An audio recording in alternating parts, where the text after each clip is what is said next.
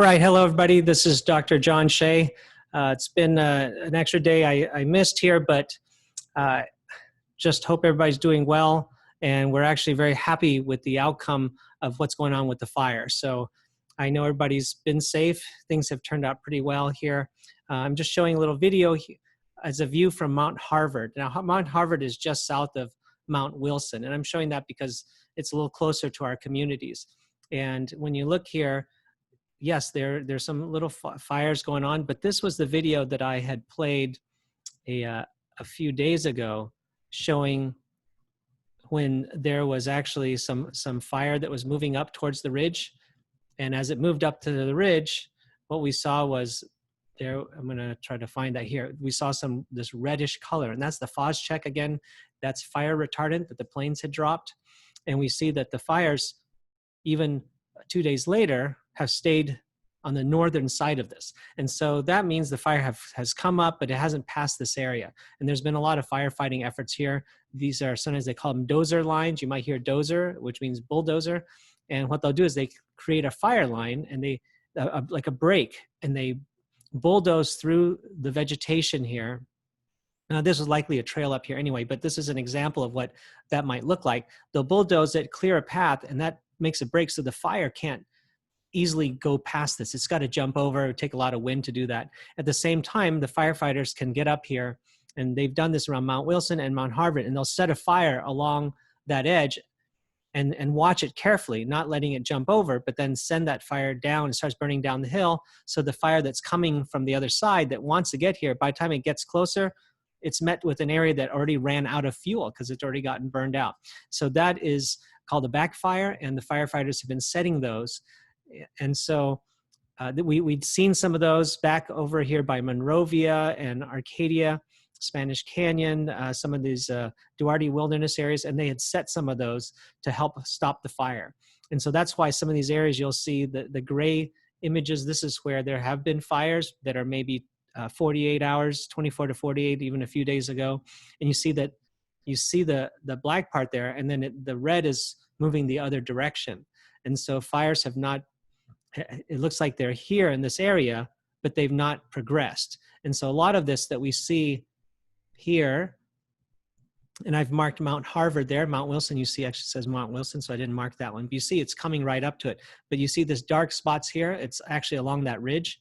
And so that's where some backfires have been set with the firefighters, along with their fire lines, the breaks that they use with the bulldozers and the trails. And so that's prevented the fires from penetrating past. Some of these other dark areas are probably backfires that were set in order to contain this fire.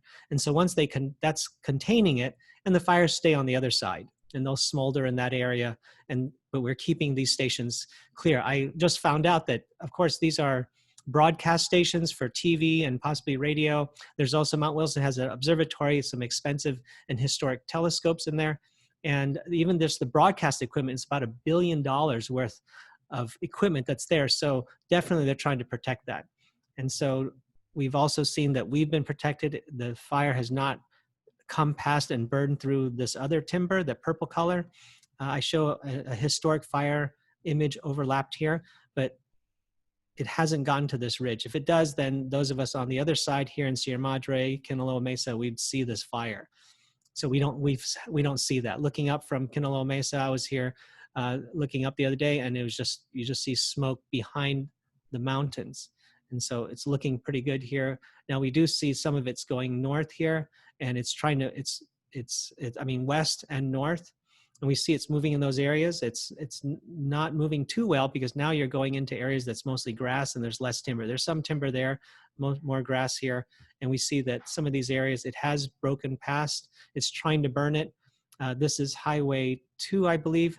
And along the highways, the firefighters are also trying to defend that line and basically just using that as a stop, saying, we're gonna try to keep it from going past that. We're gonna keep it under control, keep it in this area. So in general, we see that this fire has not been expanding so greatly because it's finally hitting those fire lines where the firefighters can engage it. So big shout out, big thanks to all the firefighters, the men and women out there putting their lives on the line that are just working tirelessly. Actually, I'm sure they're tired, but they're working long days 10, 12, 16-hour days over and over, carrying heavy backpacks, climbing through steep terrain for miles, and then digging and raking and cutting all day long. And they just keep repeating that. It's work that's extremely grueling. We do see up here, it's moved up into this area. There's roads here. They're trying to fight that. There's wilderness, but there's some habitations there that they're going to evacuate. So, but overall, we see how this fire has moved. One thing I want to show really quick was the winds. This is showing Wednesday at about 6 p.m. So during the daytime, there's a little bit more wind just because the sun warms up the ground, and then we have rising air. We see movement. So we see these little red dots that are moving. We see the wind. It's a southwest wind, which means it comes from the southwest and it moves northeast. And so that is useful for us. I mean, it's just a mild wind, but at least it's pushing away that fresh smoke. Now, what happens is in the mornings or through the middle of the night, 2, 3, 4, 5 a.m., I put it at 5 a.m. for Thursday morning, we don't see the little red dots that indicate the wind very well. You actually, there are little small ones that you see, and they're just barely moving southward or southwest. But then by the next day, in the middle of the day, I put about 1 p.m., you see the wind's going to be moving up. So that's good. We're not going to see a lot of this smoke blowing on us. Air quality is still bad, but it's not going to be blowing on top of us.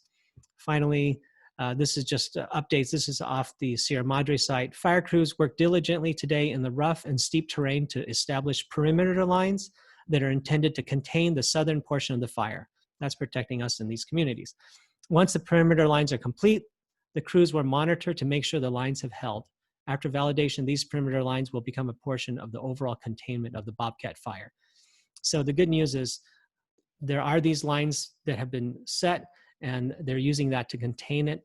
And so it's a reassurance to us that they are fighting this. They're not trying to let this come any further south. They didn't stop it sooner in some areas because you just couldn't reach those areas. But where you can get the bulldozers, you can make a big difference. And City of Monrovia, this it says it's currently at 44,393 acres, 3% contained. There's 1,158 personnel, 119 engines, 23 hand crews, 6 helicopters, 6 aircraft, 6 dozers, and 5 water tenders. So that's it.